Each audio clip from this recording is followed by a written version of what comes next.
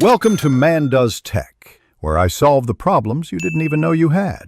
Start by confirming company policy and getting written permission if needed. Contact IT or HR and request explicit approval in writing before removing software.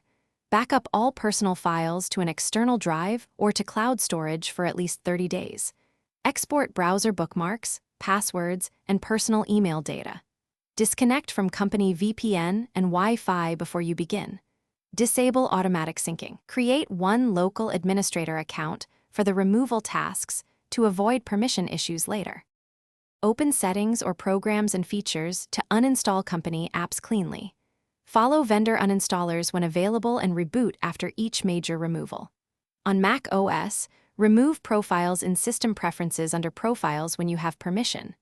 On Windows, check accounts for access work or school and disconnect the account. Remove device management profiles and MDM entries only if authorized. Open Certificate Manager and delete any company certificates from system and browser stores to revoke secure access. After uninstalling, revoke device access from company portals and change passwords for personal accounts. Remove saved Wi-Fi networks and two-step verification entries linked to the company.